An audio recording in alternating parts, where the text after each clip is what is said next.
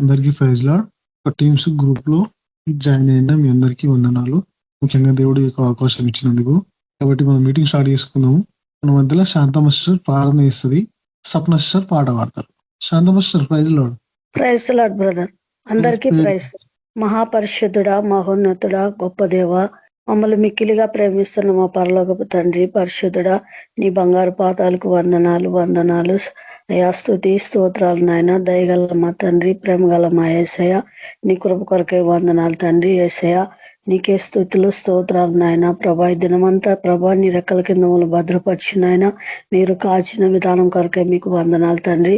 కృపగల దేవ, ఆశ్చర్యకరుడా, అద్భుతకరుడా తండ్రి, దేవాతి దేవ, రాజాతి రాజా, పరిశుద్ధుడా పరిశుద్ధుడా పరిశుద్ధుడా తండ్రి. అయ్యా కోట్ల దూతలందరూ ప్రభా నేను పరిశుద్ధుడు పరిశుద్ధుడు పరిశుద్ధుడని తండ్రి నిత్యము చేపర్చిన మహాదేవా నీకే వందనలయ్యా. నీకే స్తుతులు స్తోత్రాలు నాయన. ప్రభా అయ్యా ఆకాశం నీ సింహాసనం, భూమి నీ పాదపీఠం ఎందుకు ప్రభా నీ పాదపీఠం దగ్గర మొరపెడుతున్నాం ప్రభా. పరిశుద్ధుడా తండ్రి, ఆన్లైన్ ప్రార్థనలో మేమందరూ కూడి ఉన్నాం ప్రభా. పరిశుద్ధుడా తండ్రి, మా మధ్యలో మీరు దిగండి యేసు ప్రభా. మీ ఆత్మ నడిపింపు దయచేయండి ప్రభా. పరిశుద్ధుడా నీకే వందనాలు ప్రభా. మమ్మల్ని అందరినీ ప్రభా మీ ఆత్మతో నింపండి. పరిశుద్ధుడా నీకే వందనాలయ్యా. ఈ ఆరాధన అంతట్లో మీరు తోడుండండి ప్రభా. పరిశుద్ధుడా వాక్యం చెప్పే వాళ్ళ మీరుండి మాట్లాడండి.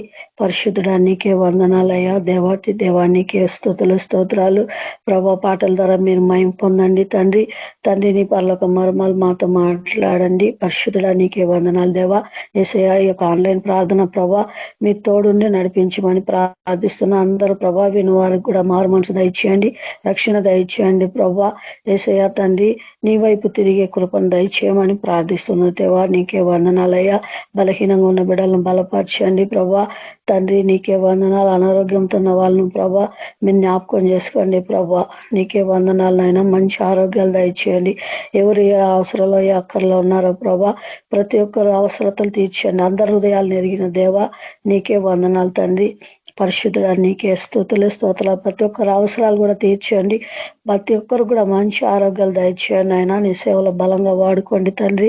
పరిశుద్ధుడా నీకే వందనాలు స్తుతులు స్తోత్రాలైనా. కూడి వచ్చిన ప్రతి బిడ్డను కూడా ప్రభావ మీరు దీవించి ఆశీర్వదించండి. ఈ ఆన్లైన్ ప్రార్థనలు ఆరాధనలు అంతట్లో మీ తోడుని నడిపించమని నీ కృపగల హస్తానికి అప్పచెప్పుకుంటూ యేసయ్య పరిశుద్ధ నామం ప్రార్థించి వేడుకుంటున్నాను తండ్రి. ఆమేన్. Praise the lord brother. Thank you brother. ఆమేన్. Thank you sister. Praise lord. మన మధ్యలో సప్న సిస్టర్ పాట పాడతారు. లెక్కించలేని స్తోత్రముల్ దేవా ఎల్లప్పుడూ నే పాడిదన్. లెక్కించలేని స్తోత్రముల్ దేవా ఎల్లప్పుడూ నే పాడిదన్. ఇంతవరకు నా బ్రతుకులో నీవు చేసిన మేలకై, ఇంతవరకు నా బ్రతుకులో నీవు చేసిన మేలకై లెక్కించలేని స్తోత్రముల్ దేవా ఎల్లప్పుడూ నే పాడెదను. ఆకాశమాకాశముల్ దాని క్రిందున్న ఆకాశము, ఆకాశమాకాశముల్ దాని క్రిందున్న ఆకాశము, భూమిలో కనబడునవన్నీ ప్రభువా నిన్నే కీర్తించున్. భూమిలో కనబడునవన్నీ ప్రభువా నిన్నే కీర్తించున్. లెక్కించలేని స్తోత్రముల్ దేవా ఎల్లప్పుడూ నే పాడెదన్. భూమిలో కనబడునవన్నీ, అడవిలో నివసించునవన్నీ, సురిగాలి మంచును, అడవిలో కనబడునవన్నీ, సురిగాలి మంచును, భూమిపైనున్నవన్నీ దేవా నిన్నే పొగడును. భూమిపైనున్నవన్నీ దేవా నిన్నే పొగడును. లెక్కించలేని స్తోత్రముల్ దేవా ఎల్లప్పుడూ నే పాడెదన్. ఇంతవరకు నా బ్రతుకులో నీవు చేసిన మేలకై లెక్కించలేని స్తోత్రముల్ దేవా ఎల్లప్పుడూ నే పాడెదన్. నీటిలో నివసించు ప్రాణుల్ ఈ భూమిలోని జీవరాశుల్ నీటిలో నివసించు ప్రాణుల్ ఈ భూమిలో జీవరాశుల్ ఆకాశము నాకెగురినవన్నీ ప్రభువా నిన్నే కీర్తించున్ ఆకాశము నాకెగురినవన్నీ ప్రభువా నిన్నే కీర్తించున్ లెక్కించలేని స్తోత్రముల్ దేవా ఎల్లప్పుడూ నే పాడెదన్ ఇంతవరకు నా బ్రతుకులో నీవు చేసిన మేలకై లెక్కించలేని స్తోత్రముల్ దేవా ఎల్లప్పుడూ నే పాడెదన్ లెక్కించలేని స్తోత్రముల్ దేవా ఎల్లప్పుడూ నే పాడెదన్. Thank you sir. Praise lord. కాబట్టి మరొకసారి మీ అందరికీ వందనాలు, దేవుని కూడా వందనాలు చెప్పుకుంటున్నా. ఈ యొక్క అవకాశం ఇచ్చినందుకు. మన మధ్యలో ప్రియాంక సిస్టర్ మనకు వాక్యం అందిస్తారు. అందరికీ ప్రైజ్ లార్డ్. ప్రార్థన చేసుకున్నాం. ప్రార్థన పరిశుద్ధుడా, మీకు వేల వందనాలు, కృతజ్ఞతలు, స్తోత్రాలని రజ గొప్ప దేవా, పాపుల భారం సదాయమాడ ప్రభా, ప్రభు మా పాపాలన్నిటిని ప్రభా నీ రక్తంతో కడిగినైనా మమ్మల్ని పరిశుద్ధులుగా పవిత్రులుగా పరిచయమని అడుగుతున్నాను ప్రభా. ఈ సాయంకాల సమయాన్ని ప్రభా మేమందరం చేరి నిన్ను ఆరాధించుకుంటున్న ప్రభా, మా ఆరాధనలో మీరు తోడునమని అడుగుతున్నాను ప్రభా. గ్రూప్ లో జాయిన్ అయిన ప్రతి ఒక్క బిడ్డను ముట్టండి, నేను తాకండి. నేను ఇంకెవరైతే రాలేలో వాళ్ళు కూడా దీవించి ఆశ్రదించమని నేను చెప్తున్న వాక్యములు ప్రభా మీరు నాకు తోడుగా ఉండి సహాయం చేయమని యేసుక్రీస్తు నామములో అడిగి వేడుకుంటున్నాను తండ్రి, ఆమేన్. అందరికీ ప్రైజ్ లార్డ్. కీర్తనలు 1వ అధ్యాయం 3వ వచనం చదువుకుందాం. యెహోవా దేవుడని తెలుసుకొనుడి. మనము యెహోవానే దేవుడని తెలుసుకోవాలి. ఆయన తప్ప మనకి ఇంకెవరు లేరు. ఆయనే మనలను పుట్టించడు. మనము ఆయన వారము. అంటే యెహోవా దేవుడని మనం అందరం తెలుసుకోవాలి. ఆయనే మనలను పుట్టించిన దేవుడు కూడా ఆయనే. మనము ఆయన వారము. మనమందరము ఆయన వారము. ఆయన ప్రజలము, ఆయన మేపు గొర్రెలము. దేవుడే యెహోవా దేవుడు కాబట్టి ఆ దేవుడే మనలందరినీ పుట్టించిండు. మనము ఆయన వారముగా ఉండాలి. ఆయన ప్రజలము, మన క్రైస్తవులంతా ఆయన ప్రజలము, ఆయన మేపు. ఇప్పుడు గొర్రెల కాపురం ఎట్లా మేపుతాడు? ఆయన మనలను పాలిస్తున్నాడు కాబట్టి మనము ఆయన గొర్రెలము. మనము దేవుని తప్ప వేరే వాళ్ళని ఎవరిని కూడా ఆధారం చేసుకోవద్దు. కృతజ్ఞత తర్పణలు చెల్లించుచు ఆయన గుమ్మంలో ప్రవేశించుడి. అంటే కృతజ్ఞతలు, మనకి ఏదన్నా మేలు చేస్తాడు కాబట్టి దాని గురించి కృతజ్ఞతలు అనేది చెప్పుకుంటూ సాక్ష్యం ఆయనకు థ్యాంక్ యూ అని చెప్పేసి మనం ఎలా చెప్తూ ఉంటాం ఇతరులకు, అట్లా దేవుడు మనకు మేలు చేసిండు కాబట్టి థ్యాంక్ యూ అని చెప్పుకుంటూ కృతజ్ఞతలు చెప్పుకుంటూ ఆయన గుమ్మంలో ప్రవేశించాల. కీర్తనలు పాడుచు ఆయన ఆవరణంలో, అంటే పాటలు పాడుచు సంతోషంతో కృతజ్ఞతలు చెప్పుకుంటూ పాటలు పాడుచు ఆయన ఆవరణంలో ప్రవేశించాలా. ఆయనని స్తుతించాలా, ఆయన నామంనే గణపరచాలా. మనం ఆయనని తప్ప వేరే వాళ్ళని ఎవరిని కూడా స్తుతించద్దు, ఎవరిని కూడా ఆధారం చేసుకోవద్దు. దేవుడు తప్ప మనకు వేరే ఆధారము ఇంకెవరు కూడా లేరు. మనము ఆయన తప్ప ఇంకెవరిని కూడా ఆధారం చేసుకోకుండా మా ఎవరైనా ఇది మాట్లాడండి అంటే లేదు, మా దేవుడు తప్ప మాకు ఇంకెవరు లేరు, మాకు ఆయన తప్ప ఇంకెవరిని ఆధారం చేసుకోవద్దు. మనము మన యేసు ప్రభుని గురించి ఇతరులకు చెప్పాలి, కానీ వేరే వాళ్ళు చెప్పింది మనము ఆధారం చేసుకోకుండా అలా ఉండాలి. యెహోవా దయాళుడు, ఆయన కృప నిత్యం ఉండును. ఆయన దయాళుడు అంటే ఇప్పుడు ఇప్పుడు దయాళుడు అంటే ఆయన దయ మన మీద ఆయన దయ ఎప్పుడు ఉంటూనే ఉంటది. ఇప్పుడు కొందరు కొంచెమన్నా దయ చూపవా అని అంటారు. మనం కూడా అందరి మీద దయ చూపుతూ ఉండాలి. ఆయన మన మీద ఎంత చూపుతుంటాడో మనం కూడా ఇతరుల మీద దయ చూపుతూ ఉంటే అలా చూపాలి. ఆయన కృప నిత్యం ఉండును, ఆయన సత్యము తరతరములు ఉండును. ఆయన కృప ఎల్లప్పుడూ మనతోనే ఉంటని, ఆయన సత్యములు తరతరములు ఉండును. ఆయన గురించి మనం ఇతరులకు చెబుతూ మాట్లాడుతూ ఉండాలి. కీర్తనలు 102వ అధ్యాయము 1వ వచనం. యెహోవా నా ప్రార్థన ఆలకింపుము, నా మొర నీ యొద్దకు చేరనిమ్ము. దావీదు మహారాజు ఏమంటున్నాడంటే యెహోవా నా ప్రార్థన ఆలకించు అని చెప్పేసి దావీదు మహారాజు యేసు ప్రభుతోని అంటున్నాడు. నా నేను మొర పెడుతున్నాను, నా మొర నీ యొద్దకి చేరనిమ్ము, నా మాట విను, నేను ప్రార్థన చేస్తున్నాను విను అని చెప్పేసి దావీదు మహారాజు యేసు ప్రభుతోని వేడుకుంటూ ఉన్నాడు. నా కష్ట దినములు నాకు విముఖుడవై ఉండుము, నేను కష్టంలో ఉన్నప్పుడు నాకు దగ్గరగా ఉండుము, నాకు చెవియొగ్గుము, నేను మొరలిన నాడు త్వరపడి నాకు ఉత్తరమిమ్ము. అంటే నేను ప్రార్థన చేసినప్పుడు, నేను కష్టంలో ఉన్నప్పుడు నాకు నా మాట విను. నేను ఎప్పుడైతే కష్టంలో ఉంటానో, ఎప్పుడైతే నేను కావాలని అడుగుతానో అప్పుడు నా దగ్గరికి త్వరగా రమ్ము, నాకు త్వరగా సహాయం చేయము, నాకు అందుబాటులో ఉండు అని చెప్పేసి దావీదు మహారాజు యేసు ప్రభుతోని అంటూ ఉన్నాడు. 4వ వచనం చూసుకుందాం. ఎండ దెబ్బకు వాడిన గడ్డి వల్లే నా హృదయం వాడిపోయి ఉన్నది. అంటే దావీదు మహారాజు ఎండ దెబ్బకు గడ్డి ఎట్లా వాడిపోతూ ఉన్నదో, ఆయన బాధలలో ఉన్నాడు కాబట్టి ఆయన హృదయము వాడిపోయి చిన్నబోయి ఉన్నది. భోజనం చేయటం కూడా మర్చిపోవచ్చున్నాడు. అంటే ఇప్పుడు మనం బాధలలో ఉన్నప్పుడు మనకి ఏది ఉండదు, ఏదైతే బాధ ఉండదో దాని గురించి ఆలోచిస్తాం తప్ప వేరేది ఏం కావాలి, ఏమైతున్నది అని దాని గురించి ఆలోచన చెయ్యము.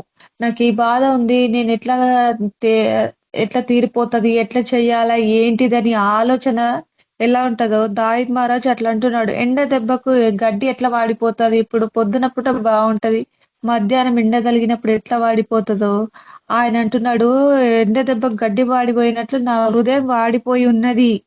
భోజనం చేయటం కూడా నాకు గుర్తుకు లేదు, అసలు నేను మర్చిపోయినాను, నేనంత బాధలో ఉన్నానని చెప్పేసి దావీదు మహారాజు వేడుకుంటూ ఉన్నాడు. 6వ వచనం చూసుకుందాం. నేను అడవిలోని గూడబాతును పోలి ఉన్నాను. అడవిలో ఒంటరిగా గూడబాతు లెక్క పోలి ఉన్నాడు. పాడైన స్థలములో పడికంటి వలె ఉన్నాడు. అంటే ఏదో ఒక పాడైన స్థలములో, అంటే చెత్త కుప్పలలో ఎవరు లేని దగ్గరనో కూర్చొని ఎలా ఆలోచించి ఏదో బాధలో ఉంటే ఎవరిని ఎక్కడున్నామనేది కూడా ఆలోచించుకోనకుండా ఉంటాం. అట్లా పాడైన స్థలంలో ఉన్నాను అంటున్నాడు. రాత్రి మెలకువగా ఉండి ఇంటి మీద ఒంటిగా ఉన్న పిచ్చుక వలె ఉన్నాను. అంటే బాధలు ఎంత, కష్టాలు ఎంత, ఆవేదలో ఉన్నాడు కాబట్టి ఒంటిగా పిచ్చుక లెక్క కూర్చొని ఉన్నాడు. ఎవరైనా అంటారు ఎందుకు అట్లా ఒక్కటివి కూర్చున్నావు అని చెప్పేసి ఎట్లా అంటారు, ఆయన అట్లా అంటున్నాడు, నేను బాధలలో ఒంటరిగా పిచ్చుక లెక్క ఒంటరిగా కూర్చొని ఉన్నాను అని చెప్పేసి దావీదు మహారాజు అంటున్నాడు. దినమెల్లా నా శత్రువులు నన్ను నిందించుచున్నారు. రోజు వాళ్ళ శత్రువులు ఆయనని బాధ పెడుతూ ఉన్నారు అని చెప్పేసి చెప్తున్నాడు. నా మీద వెర్రి కోపము గలవారు నా పేరు చెప్పి శపింతురు. నా మీద వెర్రి కోపము గలవారు నా పేరు చెప్పి శపింతున్నారు. అంటే ఎక్కువ కోపం ఉన్న వాళ్ళు ఎట్లా ఉంటారు, పగతో ఉన్న వాళ్ళు ఏదైనా శపిస్తూ ఉంటారు కదా, ఇట్లా కావాలని చెప్పేసి. అట్లా వెర్రి కోపం వాళ్ళు నా పేరు చెప్పి శపిస్తున్నారు అని చెప్పేసి అంటారు. అంటే దావీదు మహారాజు ఇవన్నీ ఎట్లా అంటున్నాడంటే, ఇవన్నీ బాధలు ప్రార్థనలో యేసు ప్రభుతో చెప్తూ ఉన్నాడు. అంటే నేను ఇట్లా ఉన్నాను, నా బాధ ఉంది, నేను ఆకలి లేక ఉన్నాను, నా కష్టంలో ఉన్నాను అని చెప్పేసి దావీదు మహారాజు ప్రార్థనలో చెప్పుకుంటూ యేసు ప్రభుతోని చెప్తూ ఉన్నాడు ఇవన్నీ మాటలు. 11వ చూసుకుందాం. నా దినములు వాడిపోయినాయి. అంటే నా దినములు ఇంకా లేవు, నీడను పోలి ఉన్నవి, గడ్డి వలె నేను వాడిపోయి ఉన్నాను. అంటే నా దినములు అయిపోయినాయి దేవా, నీడను కూడా నేను తాకలేకున్నాను, గడ్డి వలె నేను వాడిపోతూ ఉన్నాను అని చెప్పేసి ప్రార్థన చేస్తూ ఉన్నాడు. నీవు లేచి సీయోనును కరుణించెదవు, దాని మీద దయచూపుటకు కాలం వచ్చెను, నిర్ణయ కాలమే వచ్చెను. నీవు లేచి సీయోనుని కరుణించెదవు అని చెప్పేసి అని అంటూ ఉన్నాడు. దాని మీద దయచూపుము అంటున్నాడు. అట్లాగే నా మీద కూడా దయచూపు అని చెప్పేసి చెప్తున్నాడు. దాని రాళ్ళు నీ సేవకులకు ప్రియములకు వారు. సామెతలు చూసుకుందాము. 2వ అధ్యాయము సామెతలు 2వ అధ్యాయము 6వ వచనం చూసుకుందాము. యెహోవాయే జ్ఞానమిచ్చువాడు, తెలివియు వివేచనయు ఆయన నోట నుండి వచ్చును. యెహోవాయే జ్ఞానం ఇస్తాడు మనకు, తెలివి కూడా ఆయనే ఇస్తాడు, వివేచన కూడా ఆయన నోట నుండే వచ్చును. అంటే మన జ్ఞానం ఎక్కడి నుంచి వస్తుంది, ఎక్కడి నుంచి కూడా రాదు, యెహోవా దగ్గర నుండి తప్ప. ఎక్కడి నుంచి బైబుల్ చదివితేనే మనకు జ్ఞానం వస్తుంది, తెలివి వస్తుంది, వివేచన వస్తుంది. మనం ఎప్పుడు బైబిల్ చదువుతూ ఉండాలి, ప్రార్థన చేస్తూ ఉండాలి. చేస్తూ ఉంటేనే ఆయన మనకి ఎలా మాట్లాడాలి, ఇతరులతో ఎలా ఉండాలి, ఏం చెయ్యాలనేది చెప్పేసి ఆయన జ్ఞానమే మనకు వస్తూ ఉంటది. ఆయన తెలివి మనకి ఇస్తూ ఉంటాడు. ఎలా మాట్లాడాలి, ఎలా ఉండాలి అని చెప్పేసి యేసు ప్రభువే మనకు ఇస్తూ ఉంటాడు. 10 చూసుకుందాం. జ్ఞానము నీ హృదయమున చొచ్చును, తెలివి నీకు మనోహరముగా ఉండును. జ్ఞానము మన హృదయంలో ఉంచుకోవాలి అని చెప్పేసి అంటున్నాడు. తెలివి నీకు మనోహరముగా ఉండును అంటే జ్ఞానం మన హృదయంలో ఉంటది, తెలివి ఎక్కువగా ఉంటది, మనోహరముగా ఉంటది అని చెప్పేసి అంటున్నాడు. అంటే ఎక్కువ మంచిగా వాక్యం చదివితే మనకు జ్ఞానం వస్తదంట, తెలివి వస్తది, మనోహరంగా ఎంత మంచిగా ఉంటది అని చెప్పేసి చెప్తున్నాడు. బుద్ధి నిన్ను కాపాడును, వివేచన నీకు కావలికాయను. బుద్ధియే నిన్ను కాపాడుతుంది. బైబుల్ చదువుతుంటే మనకు బుద్ధి వస్తది, తెలివి వస్తది, అదే నిన్ను కాపాడుతూ ఉంటది అని చెప్పేసి వివేచన నీకు కావలికాయను. నువ్వు ఎటు వెళ్ళినా నిన్ను కావలి కాస్తూ ఉంటది, నీకు ఏ ప్రాబ్లం కాకుండా చూస్తూ కాపాడుకుంటూ ఉంటది.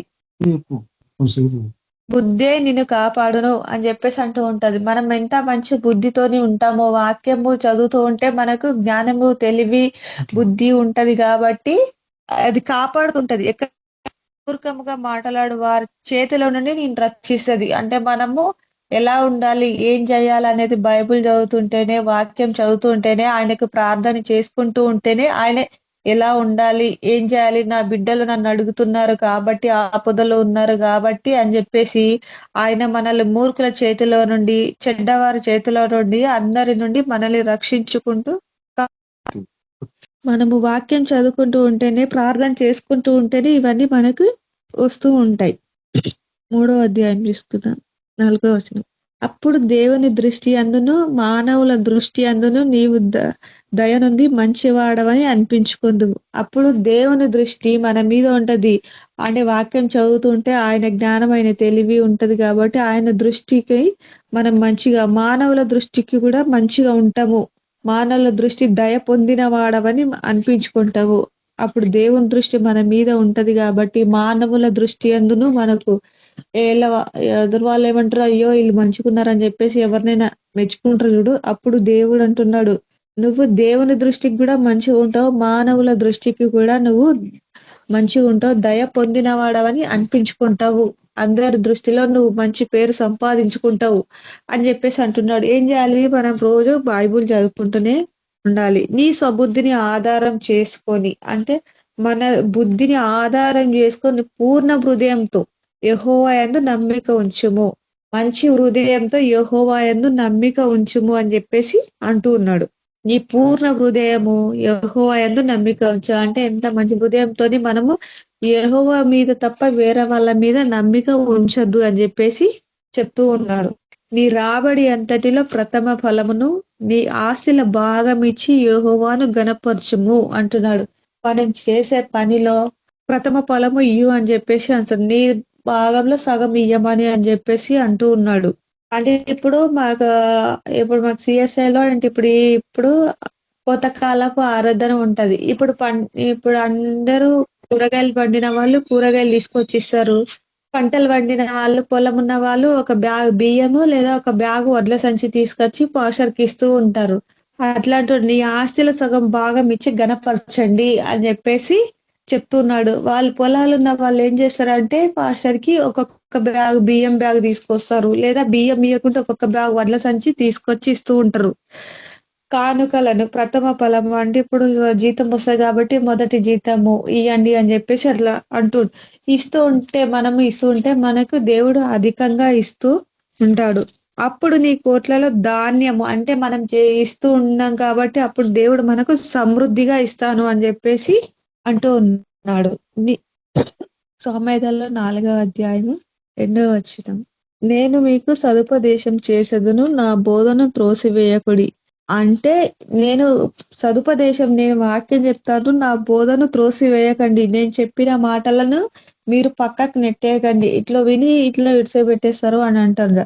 అట్లా వినకుండా పక్కకు తోసివేయద్దు, నేను చెప్పిన మాటలు వినండి అని చెప్పేసి చెప్తూ ఉన్నాడు.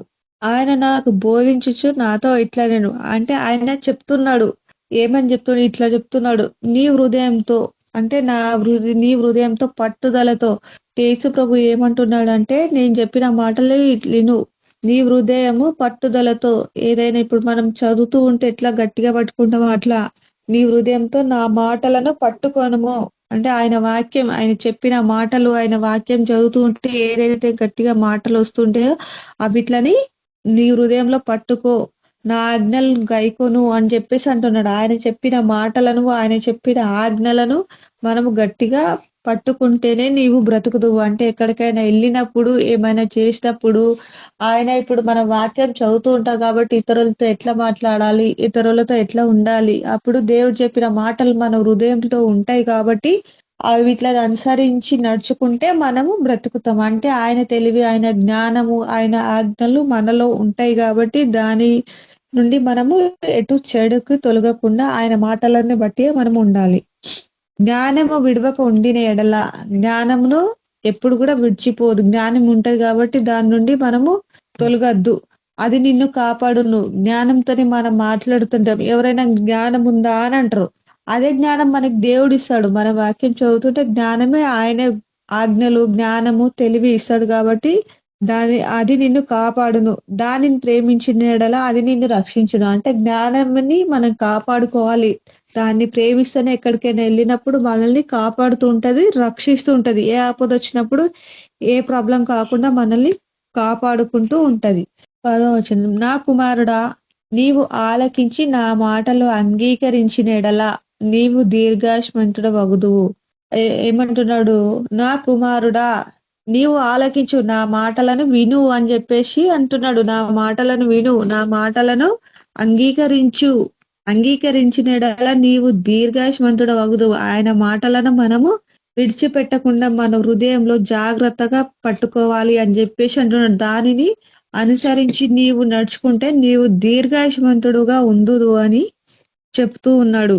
నా కుమారుడా, నా మాటలు ఆలకింపుము, నా వాక్యములను చెవియొగ్గుము. అంటే నా మాటలు వినుము అని చెప్పేసి, నా బిడ్డ నా మాటలు వినుము, నా వాక్యములు నీ చెవి దగ్గర, అంటే ఎప్పుడు మన నోటికి వెంట ఉండాలి అని చెప్పేసి అంటున్నాడు. ఆయన వాక్యంని మనం ఎప్పుడు కూడా మర్చిపోదు. ఎప్పుడు కూడా మన దగ్గర బైబుల్ లేకున్నా ఆయన వాక్యంలో మన నోట ఉంటూనే ఉండాల. బైబుల్ చదవకున్నా ఆయన వాక్యాలు గుర్తు పెట్టుకొని ఎక్కడైనా వెళ్తున్నప్పుడు వస్తున్నప్పుడు అవి చెవియొగ్యము అని చెప్పేసి అంటున్నాడు. నీ కన్నుల ఎదుట నుండి వాటిని తొలగిపోవద్దు. అంటే మన కన్నుల దగ్గర నుంచి వాటిని మర్చిపోవద్దు అని చెప్పేసి అంటున్నాడు. నీ హృదయమును వాటిని భద్రం చేసుకోనము. అంటే మన హృదయంలో జాగ్రత్తగా ఉంచుకోవాలి. అంటే అక్కడ నుంచి తీసేదు. ఆయన వాక్యములను మనం తొలగనీయకుండా మన హృదయంలో జాగ్రత్తగా, దేనినైనా వస్తువు తీసుకుంటే ఎలా జాగ్రత్తగా కాపాడుకుంటామో ఆయన వాక్యములు కూడా మన హృదయంలో కాపాడుకోమంటున్నాడు. ఇప్పుడు బంగారం కొంటే ఎలా జాగ్రత్తగా, ఎంత కాస్ట్లీ ఉంది, ఎంత కాస్ట్ ఉందని ఎట్లా కాపాడుకుంటాడమో అట్లా యేసు ప్రభు ఏమంటున్నా అంటే నా వాక్యములు నీ హృదయంలో భద్రంగా కాపాడుకొనుము, వాటిని పక్కకు త్రోసివేయకము అని చెప్పేసి చెప్తున్నాడు. అట్లనే మనం ఎప్పుడు కూడా జాగ్రత్తగా ఆయన మాటలు, ఆయన వాక్యములు మన హృదయంలో ఉంచుకుంటే మనకి ఏది కూడా అసాధ్యమైనది ఉండదు. నీ హృదయంలో నుండి జీవధారలు బయలుదేరును. అంటే వాక్యము నది ఎట్లా పారుతూ ఉంటది అట్లా మన హృదయంలో నుండి ఆయన వాక్యంలో అలా పారుతూ ఉండాలి అని చెప్పేసి చెప్తున్నాడు. కాబట్టి అన్నిటికంటే ముఖ్యంగా నీ హృదయమును భద్రంగా కాపాడుకొనము. అంటే ఇప్పుడు మన హృదయంలో వాక్యములు ఉంటాయి కాబట్టి ఏ చెడు ఆలోచనలు కూడా మన హృదయంలోనికి రానియద్దు అని చెప్పేసి అంటున్నాడు. ఆయన వాక్యంలో ఇప్పుడు నది ఎట్లా పారుతూ ఉంటది అట్లా మనము వాక్యంలో ఉంచుకొని వాక్యం చెప్తూ ఉండాలి. కాబట్టి వేరేది ఏది కూడా మన హృదయంలోనికి రానియద్దు. మన హృదయంని వాక్యములు ఉంటాయి కాబట్టి జాగ్రత్త కాపాడుకోవాలి అని చెప్పేసి, ఏదైనా బంగారం ఇప్పుడు ఎట్లా కాపాడుకుంటారో వాక్యములను కూడా అట్లా కాపాడుకోవాలి, జాగ్రత్తగా ఉంచుకోవాలి అని చెప్పేసి చెప్తున్నాడు. మూర్ఖపు మాటలు నోటికి రానియకము. అంటే చెడ్డ మాటలు ఏవి కూడా నీ నోటికి రావద్దు అని చెప్పేసి చెప్తున్నాడు. పెదవుల నుండి కుటిలమైన మాటలు రానియకము.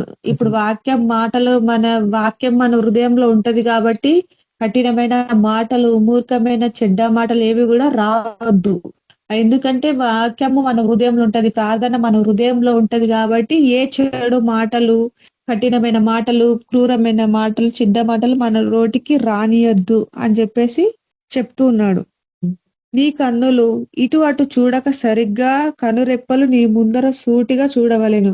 మన కళ్ళను పక్కకెటు తిప్పకుండా మా వాక్యం మీదనే ఉంచాలి అని చెప్పేసి చెప్తూ ఉన్నాడు. ఏ చెడు ఇప్పుడు ఏదైనా పక్కకు కనబడ్డదనుకో, ఇప్పుడు అది మంచిగా కనిపించింది అని చెప్పేసి వాక్యం నిడిచిపెట్టి దాన్ని చూడొద్దు, అది కావాలని పోతూ ఉంటాం కదా, అట్లా మన కన్ను రెప్పలను ఇటు అటు పోవద్దు, వాక్యం మీదనే ఉంచుకోవాలి అని చెప్పేసి చెప్తూ ఉన్నాడు. అట్లా నీ కన్ను రెప్పలు ఇటు అటు పోనీయకుండా సరిగ్గా నీ ముందర సూటిగా చూడము, వాక్యమే మన హృదయంలో ఉండాలి కాబట్టి వాక్యం తప్ప దేన్ని చూడద్దు అని చెప్పి చెప్తున్నాడు.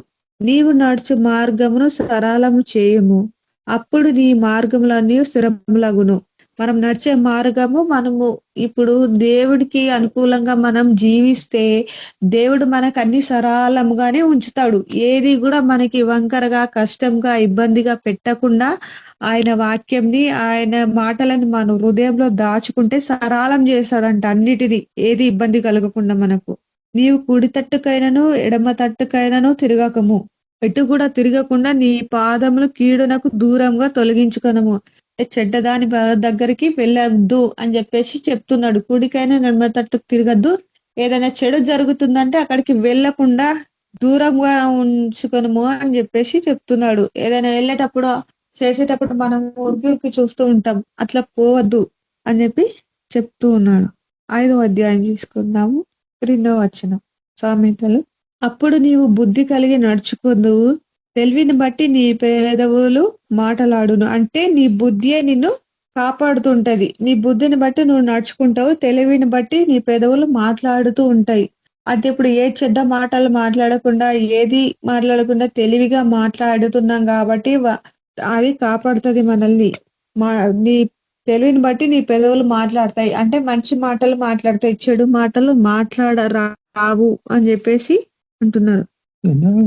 7వ వచనం చూసుకుందాం. కుమారులారా, నా మాటలు ఆలకించుడి, నేను చెప్పు ఉపదేశం నుండి తొలగకుడి. అంటే కుమారులారా, నా బిడ్డలారా, నా మాటలను వినండి, నేను చెప్పిన వాక్యముల నుంచి మీరు తొలగిపోవద్దు అని చెప్పేసి చెప్తూ ఉన్నాడు. అంటే ఇప్పుడు తల్లి పిల్లకి ఎట్లా చెప్తుంటో, నా మాట ఇనుబిద్దు అని చెప్పేసి ఎట్లా చెప్తుంటాడో అట్లా మనకు కూడా అని చెప్తున్నాడు. కుమారులారా, నా మాట ఆలకించుడి, నేను చెప్పిన వాక్యం నుంచి మీరు తొలగిపోవద్దు అని చెప్పేసి చెప్తున్నాడు. నా బోధకుల మాట నేను వినకపోతే, నా ఉపదేశకులకు నేను చెవియొగ్గలేదు. అంటే నేను తెలమున్ రాజ్యం అంటున్నా, అంటే నేను సేవకులు అంటారు. ఇప్పుడు చెప్పిన మాట, ఇప్పుడు మన తల్లిదండ్రులు చెప్పిన మాట వినలేదు. ఇప్పుడు మన పిల్లలకి ఏమంటాం, అప్పుడు మా అమ్మ నాన్న చెప్పింది కాబట్టి మేము వినలేదు, ఇటు వినుకుంటే ఇటు పెట్టేసినాం అని చెప్పేసి ఎట్లా అంటామో, ఇప్పుడు ఆయన కూడా అట్లనే అంటున్నాడు. అప్పుడు నేను చెప్పిన మాట వినకపోతిని, నా ఉపదేశకులకు నేను వాక్యం చెవియగ్గలేదు, నేను వినలేదు, ఎట్లా ఇప్పుడు మీరు కూడా అట్లా చెయ్యొద్దు అని చెప్పేసి చెప్తూ ఉన్నాడు.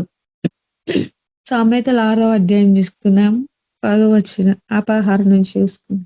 యెహోవాకు అసహ్యములైనవి 6 గలవు, 7 ఆయనకు హేయములు. అంటే దేవునికి ఇష్టం లేనివి 7 ఉన్నాయంట. అవి ఏవేవి అంటే అహంకార దృష్టి, అహంకారము అంటారు కదా, ఇప్పుడు బాగా పొగరున్నది అని చెప్పేసి అట్లాంటి అహంకార దృష్టి. కయ్యలాడు నాలుకయు, అంటే కయ్యం ఇప్పుడు తిట్టడేటి మా నాలుక, ఇప్పుడు మన నోట నుంచి చెడ్డ మాటలు రావద్దు. నిరపరాధ చంపులు చేతులు, అంటే ఇప్పుడు వాళ్ళని, అంటే వేరేల మీద దృష్టి, అహంకారము, కోపము, వాళ్ళని గొడవ చేయడానికి కొడతామన్న పోత ఉంటారు కదా, అట్లాంటి చేతులంట. దురాలోచనలు, అంటే దురాలోచనలు యోచించద్దు, అంటే ఆలోచించద్దు, చెడ్డ మాటలు ఆలోచించద్దు. హృదయం కీడు చేయటకు తరపడు, అంటే హృదయంని కీడు చేయటకు, మన హృదయంలో కీడు అనేది రావద్దు. పరుగులెత్తు పాదములు, అంటే ఇప్పుడు వాళ్ళని ఏమైనా చేద్దాం, ఉరుకుదాం నడు అని చెప్పేసి ఉరుకుతుంటారు, అట్లా కీడు చేయు పాదములు అంట, కాళ్ళని అంటున్నాడు. లేని వాటిని అబద్ధ సాక్షిగా, అంటే ఉన్నదాన్ని లేకు ఆడ ఏం లేకున్నా కానీ ఉన్నదాన్ని పుట్టిస్తూ ఉంటారు. అంటే ఇప్పుడు అన్నదమ్ముల మధ్యలో గొడవలంట, ఇప్పుడు అన్నదమ్ములు మంచిగా ఉన్నా కానీ ఇప్పుడు మనతో ఫ్రెండ్షిప్ చేసినా కానీ ఒకళ్ళదొకళ్ళు పెట్టి వీళ్ళని దూరం చేయాలి అని చెప్పేసి అంటూ ఉంటారు. అట్లా అన్నదమ్ముల మధ్యలో చిచ్చు పెట్టు లేని వాటిని పలుకు అబద్ధ సాక్షియు అన్నదమ్ములలో జగడములు పుట్టించువాడును. అంటే ఇప్పుడు ఇద్దరితోనే అన్నదమ్ములతోనే ఒకళ్ళే ఫ్రెండ్షిప్ చేస్తారు.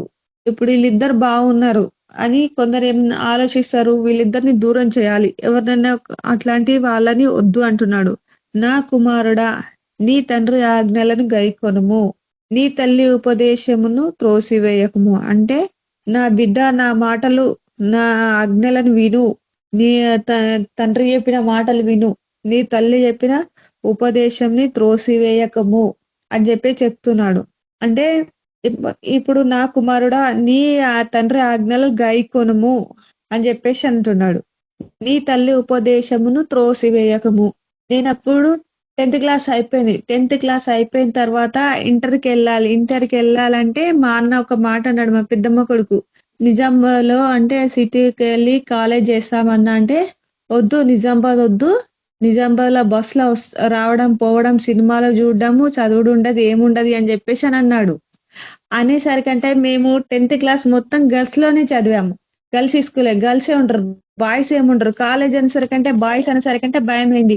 నిజామాబాద్ వెళ్తామంటే నిజామాబాద్ వద్దు, బస్సులో రావడం పోవడం సినిమాలు చూడడం ముచ్చట్లు పెట్టడం ఇదే ఉంటది అని చెప్పేసి అంటే సరే అంటే లోకల్లోనే చదువుకోండి, ఎక్కడైతే స్కూల్ చదివినామో అక్కడనే కాలేజ్ ఉంటే చదువుకోండి అంటే సరే అని అక్కడనే చదివినాము. చదివిన తర్వాత లాస్ట్ ఎగ్జామ్స్ కి నిజామాబాద్ లో వేశారు. అక్కడ మాకు పోవడానికి రావడానికి లేదు, అంటే ఎవరు తీసుకెళ్లే వాళ్ళు లేరు. మా మమ్మీ వాళ్ళ అత్తమ్మ కూతురు ఉంటది, అక్కడనే ఉన్నాము. ఉండేసి ఎగ్జామ్స్ అన్ని రాసేసినాము. రాసేసిన తర్వాత వాళ్ళ కూతురు హైదరాబాద్ లో చదివి ఆమె ఎగ్జామ్స్ అయిపోయిన తర్వాత ఇంటికి వచ్చిన తర్వాత అప్పటికి లెంట్ డేస్ అంటే గుడ్ ఫ్రైడేకి ముందు లెంట్ ప్రేయర్స్ పెడుతూ ఉంటారు ఇళ్లలో. ఆమె ఏమన్నదంటే సరే ఎగ్జామ్స్ అయిపోయినాయి కదా ముగ్గురు వెళ్ళి సినిమా చూడండి అని చెప్పేసి అంటది. అయితే చూడండి అని అంటే అప్పుడు గుర్తుకొచ్చింది. అక్కడ వెళ్ళి చూసేసరికంటే ఏమన్నారు అంటే మాకన్నా అన్నాడు, అంటే ఇప్పుడు తండ్రి ఆజ్ఞలను గైకొనాలి, తల్లి ఉపదేశం త్రోసివేయకం అని ఎట్లా వచ్చిందో అప్పుడు మా అన్న చెప్పిన మాట గుర్తుకొచ్చింది. అక్కడ కరెక్ట్ చూసేసరికంటే ఏంది, కాలేజ్ కని వెళ్ళి ఇక్కడ ఇంటి దగ్గర నుంచి కాలేజ్ కని వెళ్తారు. అక్కడ చూసేసరికంటే మొత్తము సినిమాల దగ్గరనే ఉన్నారు. వాళ్ళని చూసి మాకు భయం వేసింది. అప్పుడు గుర్తుకొచ్చింది, మా అన్న చెప్పిన మాటలు గుర్తుకొచ్చినాయి. అమ్మో నిజామాబాద్ వస్తే కాలేజ్కి వస్తే ఎట్లా ఉంటదా, ఇంటి దగ్గర నుంచి కాలేజ్ అని వచ్చి టిఫిన్లు బ్యాగులు బుక్కులు పట్టుకొని వచ్చి ఇక్కడ వచ్చి సినిమాలు చూస్తున్నారు అని చెప్పేసి అప్పుడు ఆయన చెప్పిన మాట గుర్తుకొచ్చింది. కరెక్ట్ ఇప్పుడు కూడా యేసుప్రభు ఏమంటున్నాడంటే ఇక్కడ నీ తండ్రి ఆజ్ఞలను గైకొనము, నీ తల్లి ఉపదేశమును త్రోసివేయకము అని చెప్పేసి అంటున్నాడు. అది ఇప్పుడు మనం వింటే ఎప్పుడో ఒకసారి మనకు ఉపయోగపడతాయి. అప్పుడు మనము గుర్తుకొస్తాయి, అమ్మో అప్పుడు మనం చెప్పిన మాట వినలేం కదా అని చెప్పేసి అంటూ ఉంటారు. అట్లనే మనకి ఏమంటున్నాడంటే ఆ ఆజ్ఞలు గైకొనాలి, దాని నుండి మనం మర్చిపోవద్దు అని చెప్పేసి అంటున్నాడు. వాటిని ఎల్లప్పుడూ నీ హృదయం నందు ధరించుకొనము. అంటే వాళ్ళు చెప్పిన మాటలు మనం బయటకు పోనీయకుండా మనం గుర్తు పెట్టుకోవాలి, మన హృదయంలో ఉంచుకోవాలి. నీ మెడ చుట్టూ వాటిని కట్టుకొనము.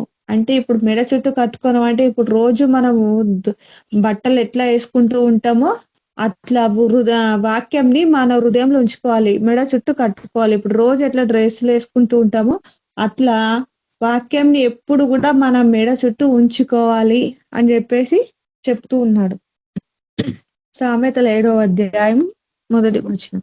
నా కుమారుడా నా మాటలు మనసున ఉంచుకొనుము, నా ఆజ్ఞలు నీ యొద్ద దాచిపెట్టుకొనుము. నా కుమారుడా నేను చెప్పిన మాటలు నీ మనసులో ఉంచుకొనుము, నా ఆజ్ఞలను అనుసరించి నువ్వు నా ఆజ్ఞలను నీ యొద్ద దాచిపెట్టుకొనుము. నేను చెప్పిన మాటలు నీ మనసులో భద్రంగా కాపాడుకోవాలి, నా ఆజ్ఞలు నీ యొద్ద దాచిపెట్టుకొనుము అని చెప్పేసి ఆయన చెప్పిన మాటలను ఆయన ఆజ్ఞలను మన దగ్గర భద్రంగా కాపాడుకోవాలి అని చెప్పేసి చెప్తున్నాడు.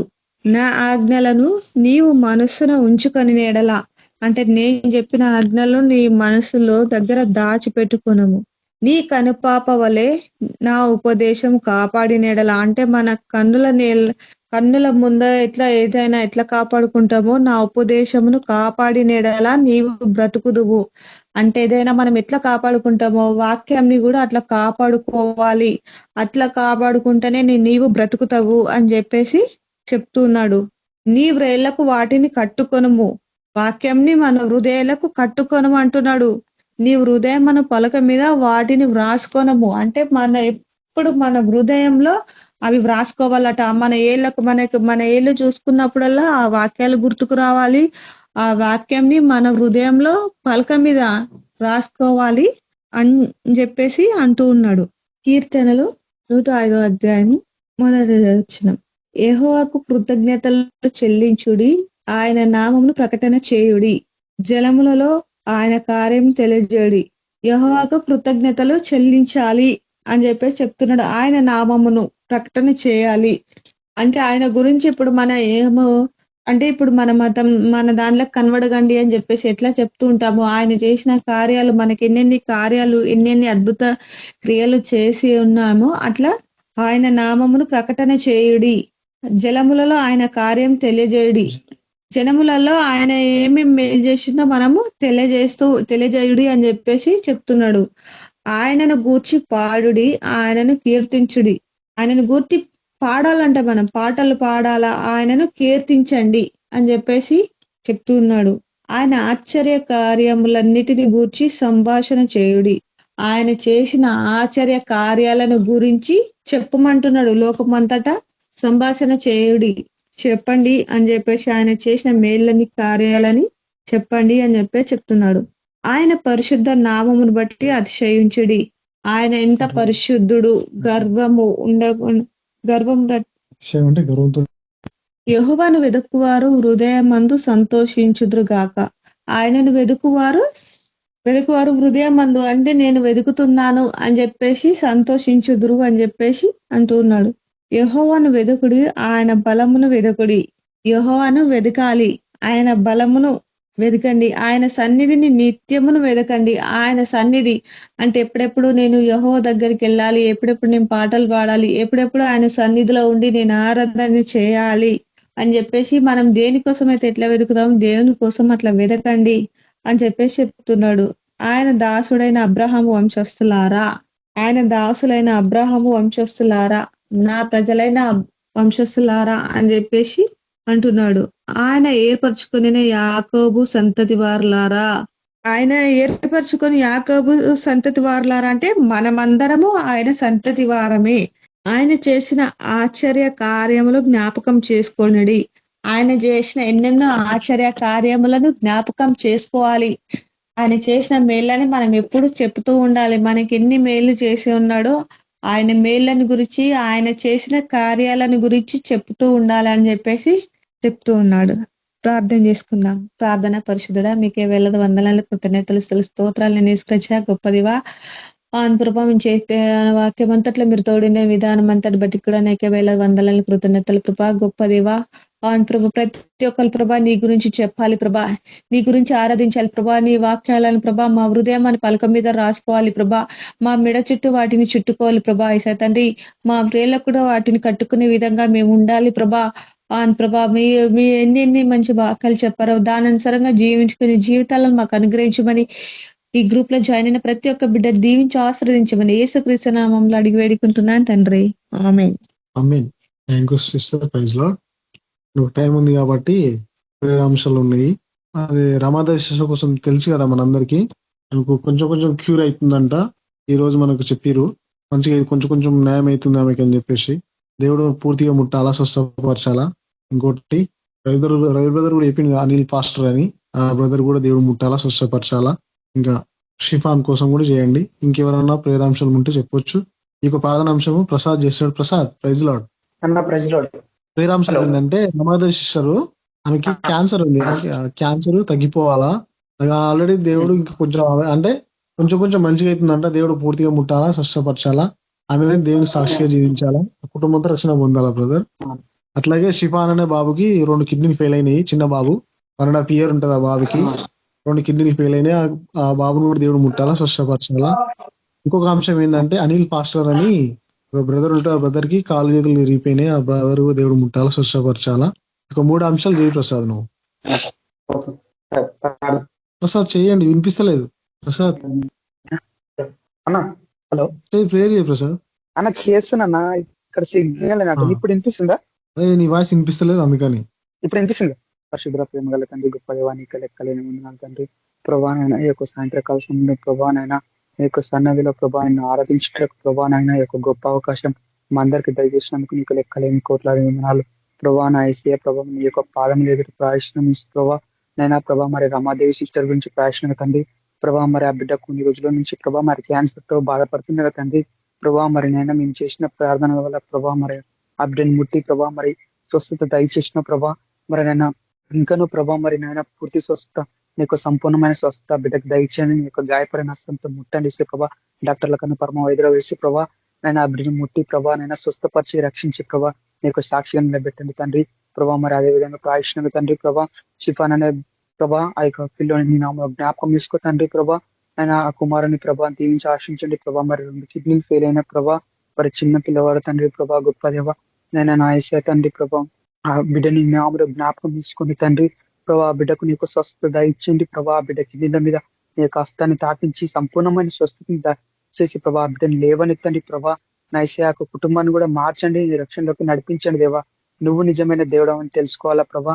అలాగున్న తండ్రి యొక్క కుటుంబాన్ని నీ యొక్క రక్షణలోకి నడిపించండి ప్రభా. ఆ యొక్క బాబుని కూడా ప్రభా నీకు సాక్ష్యం నిలబెట్టండి నాయన ప్రభా. మరి ముఖ్యంగా ప్రాయశ్నంగా తండ్రి గొప్ప దేవ అనిల్ పాస్టర్ ప్రభా. మరి నాయన బహు భయంకరమైన విషయం ప్రభా. మరి కాలు చేతులు విరిగిపోయిన ప్రభా బిడ్డని నామం జ్ఞాపకం తీసుకో ప్రభా. మరి నీ చిత్తం ఎలాగున్నదో ప్రభా బిడ్డ పట్ల నడిపించు గొప్ప దేవానైనా నువ్వు అద్భుతాశ్చర్యకారాలు జరిగించి ప్రభా. మరి నైనా వారందరి జీవితంలో ప్రభానైనా నీ యొక్క సంపూర్ణమైన స్వస్థతను దయచేసి ప్రభా నీ యొక్క నామములకు మాయమ తెచ్చి బిడ్డ వలె ప్రతి ఒక్క బిడ్డని తయారు చేసి నీకు సాక్షి నిలబెట్టమని యేసుక్రీస్తు పరిశుద్ధ తండ్రి ఆమేన్. థ్యాంక్ యూ అన్న. Thank you Prasad. Praise lord. Brother praise lord. Brother praise lord brother. Brother Ramadevi దేవుడు ముట్టాలా, స్వచ్ఛపరచాలా అంటే ఈ రోజు సాక్ష్యం చెప్పారు. కొంచెం వేరేలు కొంచెం మంచిగా అయిందంట ఆమెకి. దేవుడు ముట్టాలా, స్వచ్ఛపరచాలా, కుటుంబ రక్షణ ఉండాలా. అట్లాగే నీకు తెలుసు కదా అనిల్ బ్రదర్ అనేటి ఆయన కోసం కూడా చేయండి. ఇంకోటి షిఫాన్ బాబు కోసం కూడా తెలుసు కదా, 2 కిడ్నీలు ఫెయిల్ అయిన బాబుకి దేవుడు ముట్టాలా, స్వచ్ఛపరచాలా. ఈ 3 అంశాలు చేయి బ్రదర్. చేసి అట్లా ఆశీర్వాదం ఇచ్చేయండి. పరిశుద్ధులకు తండ్రి, కృపామయుడ, జీవం గల దేవ యేసు ప్రభా నీకు ఎంతో వందనలైనా నిన్న నేడు నిరంతరం ఏకరీతిగా గొప్ప తండ్రి మహాపరిశుద్ధుని దేవానికి స్తుతులు స్తోత్రాలు అర్పించుకుంటున్నామైనా. యేసుక్రీస్తు పరిశుద్ధ నామమును మేము ప్రార్థిస్తున్నామైనా. నా దేవ నా ప్రభా రామాదేవి శిశించి సంపూర్ణ సమర్పించుకొని చీకటి శిల్పం గర్తిస్తున్నాం.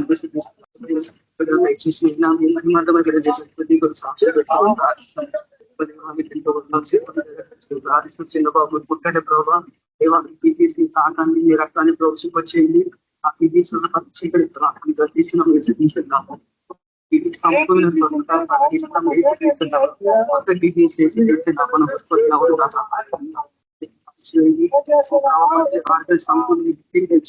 సమృద్ధి జీవాన్ని స్వస్థతను తీసుకుంటున్నాం. సాక్షి పెట్టుకోండి.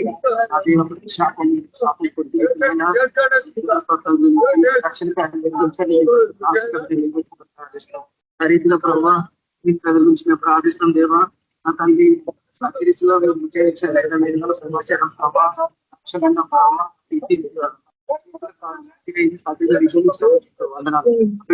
లేవనెత్తినైనా సాక్షి పెట్టుకోండి. పరిచయం అనేక ఆశలు రచించే భారం కలిగి ముందుకు మూడో స్థాయి నుంచి మీ మహిమను 3 అంశాలు ఘనత మహిమానికి చెల్లించి యేసుక్రీస్తు పరిశుద్ధ నామంలో ప్రార్థించుతున్నాం తండ్రి. మన ప్రభు అయిన యేసుక్రీస్తు కృప సమాధానం నడిపింపు మనకందరికి ఏసీ టెంపుల్ అందరికీ ఎవరికి ఆరాధన యూట్యూబ్ ఛానల్ వాక్యాలు ఇచ్చిన ప్రతి కుటుంబాలకు అందరికీ అక్కడ పరిశుద్ధులకి సదాకాలం తోడేందుకు కాక ఆమేన్. అందరికీ